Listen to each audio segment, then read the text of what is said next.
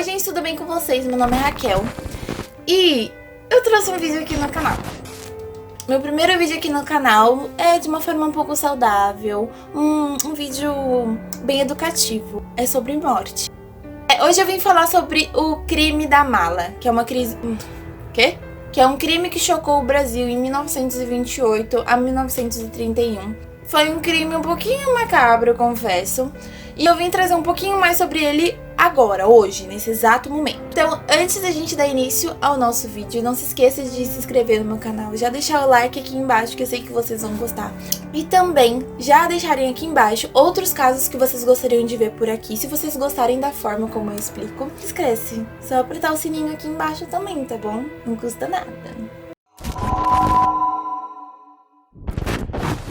Tudo começou lá em 1925, há muito tempo atrás. Um homem chamado Giuseppe, espero que seja certo, vou chamar ele de Gil. Ele era um imigrante italiano e ele tinha como foco viajar para Buenos Aires. Resolveu dar uma viajada para Buenos Aires e lá, com 31 anos, ele conheceu Maria, de 20 anos, no mesmo navio. Então eles meio que se apaixonaram, meio que se gostaram e começaram a namorar. E em 1928, em fevereiro, eles resolveram se casar. E mais perto dessa época, eles também resolveram que eles iriam morar no Brasil. Então decidiram vir pro Brasil. O casal morava na capital paulista, exatamente onde o primo deles tinha um comércio, um negócio de vendas de vinhos e salames. Assim que ele veio pro Brasil, o Francesco, o primo dele, resolveu então dar uma oportunidade de emprego. Com a oportunidade de emprego, o Gil se destacou um pouquinho, então ele percebeu que poderiam criar uma sociedade, uma filiação. Então eles acharam melhor expandir um pouco mais esse universo que eles tinham entre eles, além da irmandade e da família, dentro da família. Então o Francesco chegou no Gil e falou assim, olha, o que você acha de abrir uma sociedade? Tentar expandir um pouco mais os nossos negócios. Mas Gil não tinha muita capital, não tinha muito dinheiro para conseguir sustentar esse tipo de negócio. Então ele mandou um telegrama para a mãe dele, a Marcelina. Então a Marcelina recebeu o telegrama falando, mamãe, preciso de dinheiro. Mas ela não curtiu muito não. Ela achou que aquela herança que ele havia recebido do pai dele não fosse digna dele gastar em uma coisa tão vaga, uma coisa que não tinha tanta certeza de dar certo, que fosse só um plano entre dois moleques, né? Então pra ela não fazia muito sentido ele gastar o dinheiro do pai dele em uma coisa que ele não sabia se ia dar certo. Ia só o dinheiro gasto, o tempo gasto e a falência. Ela já mandou a real. Ele não ficou muito feliz em ler a carta da mãe dele, ele precisava de 150 contos reais. E ele não achou legal a mãe dele ter negado a herança que o pai dele tinha deixado pra ele.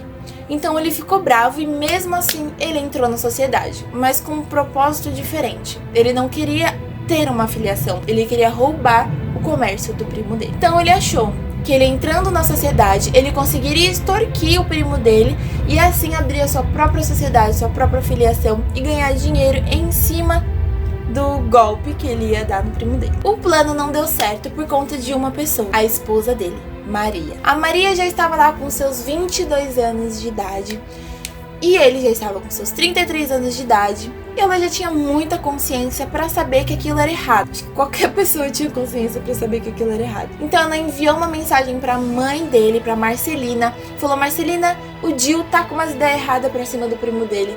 Tenta conversar com ele tá tentando extorquir ele. E isso não vai dar certo, vai causar problemas, tanto pro trabalho que ele já tem, tanto pro emprego que ele quer ter de uma forma errada, não vai dar certo. Ela mandou esse telegrama para Marcelina, mas no dia 4 de outubro de 1928, o telegrama voltou para casa dela. Quem recebeu o telegrama? Isso mesmo, Gil recebeu o telegrama, expondo, confessando tudo o que ele ia fazer com o primo dele. E para ele não ser desmascarado, ele falou, calma, relaxa, a gente vai conversar e vamos resolver isso. No dia 7 de outubro, ele chegou para conversar com ela, mas a conversa não deu certo, não foi exatamente do jeito que os dois esperavam. Ele brutalmente assassinou a sua esposa de 22 anos com um travesseiro, agredindo e a sufocando até a morte.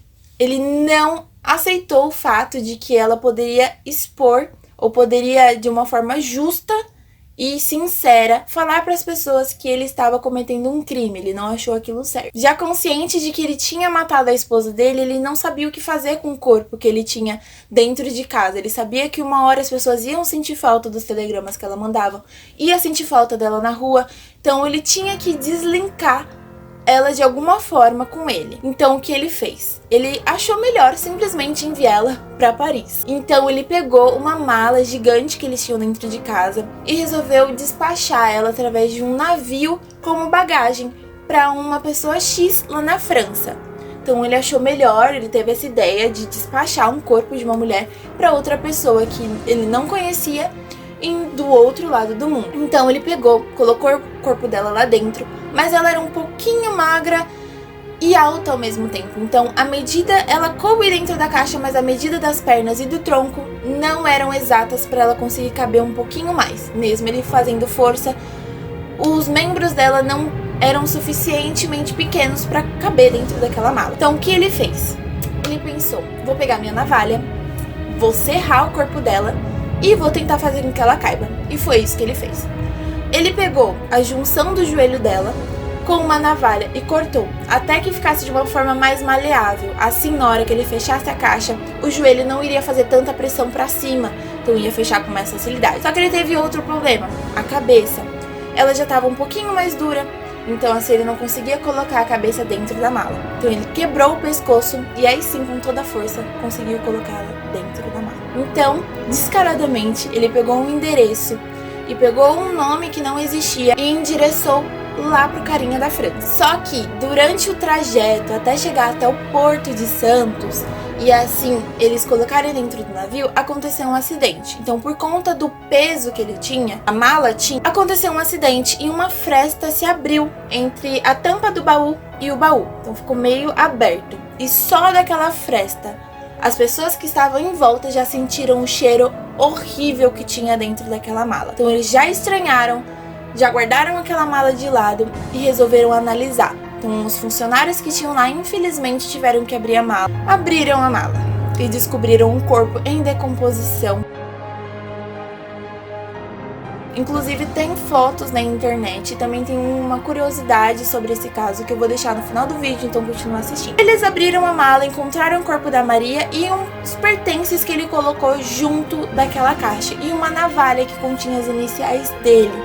Então por conta disso eu acho que a investigação ficou um pouquinho mais fácil de ser resolvida, porque tinham muitas informações sobre ele dentro daquela mala. Então descobriram o corpo dela e aí chegaram até ele depois de um tempinho de investigação.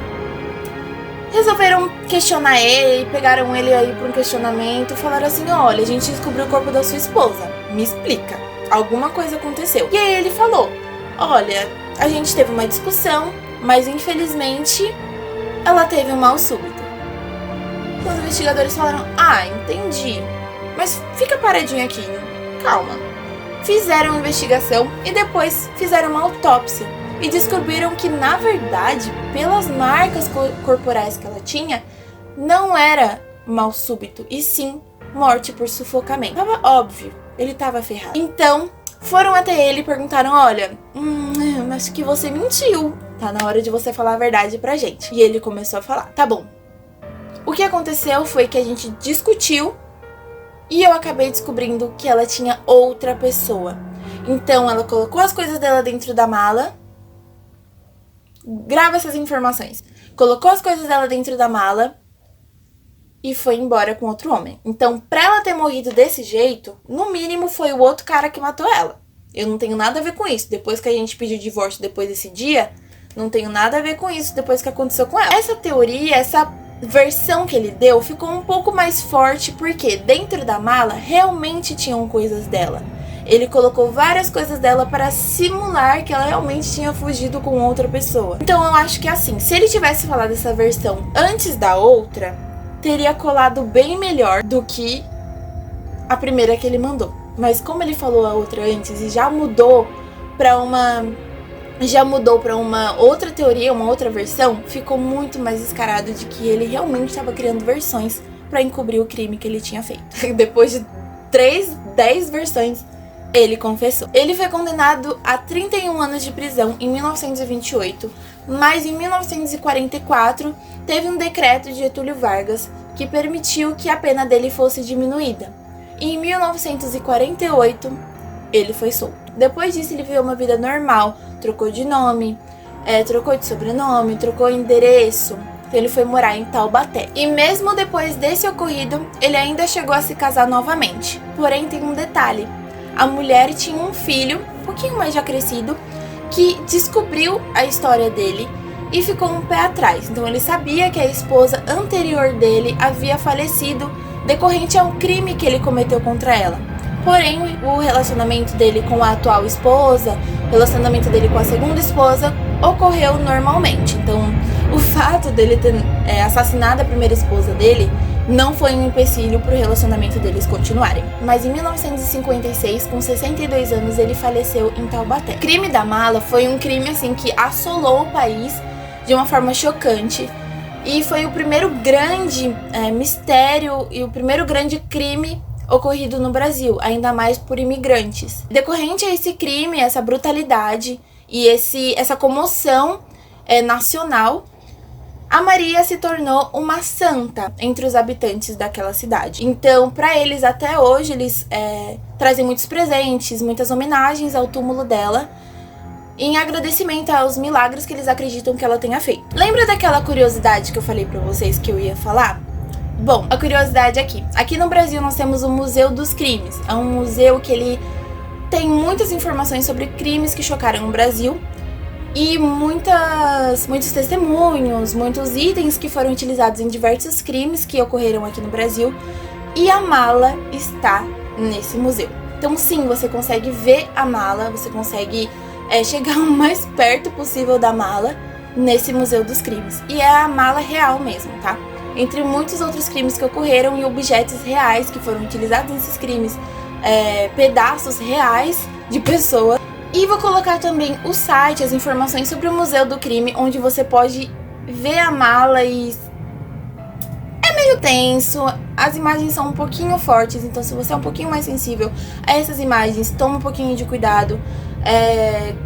Se você não se familiarizar muito com esse tipo de informação, não procure, não vai fazer bem pra você. Então é isso, gente, espero que vocês tenham gostado. Foi o primeiro caso que eu trouxe aqui e com muita felicidade e muito calor. Porque aqui tá o quê? Uns 40 graus, será? Mas espero que vocês tenham gostado. Fiquei muito feliz de trazer esse vídeo aqui pra vocês. Um beijo, não se esqueçam de se inscrever aqui no canal, deixar nos comentários mais casos que vocês queiram. E é isso. Até a próxima.